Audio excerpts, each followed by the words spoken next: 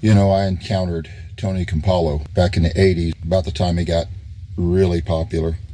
He would tell these stories about incidents in an elevator, and one of them is going into this high-rise building to deliver this very important paper, and he's got to go up to like the 40th floor, and everybody's gathering. It's an elevator with a lot of people, well-dressed, big business stuff, Philadelphia. And all these people go in, and people do what they do. They walk in, they turn around, and they look up at the numbers as the door closes. And they just stand there frozen like zombies. Everybody walks in, and he walked in last. He decided to do something different.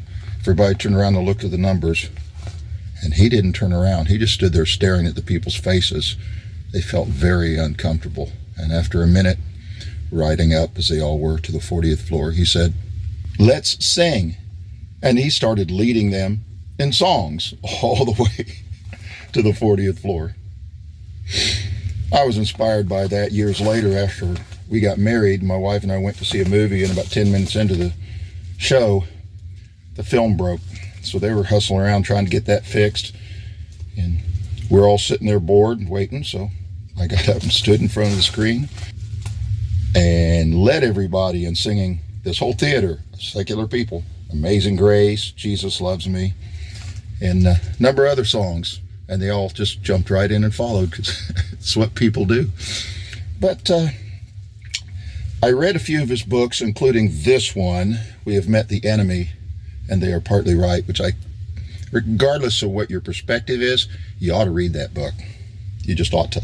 How did Tony Campolo, who was a professor, a doctor, and a minister, a Baptist minister, end up as one of the leaders in the religious left?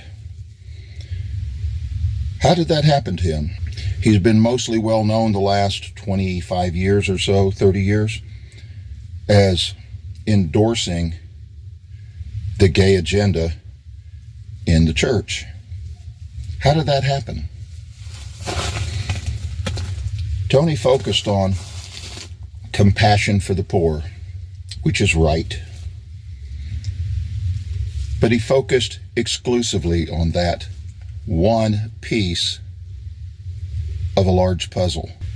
And he took it out of its place in the big picture, and he made it the centerpiece around which all the other pieces had to fit. That's how he ended up on the positions that he has become well known for. But yet, isn't that something that can happen to every single one of us? Are there not those who focus so much on their doctrine, they think that if you check off all the right doctrinal points of view, that you must be saved, no matter what's going on in your life? You know, I think we need to not be so focused on condemning him as we are looking in the mirror.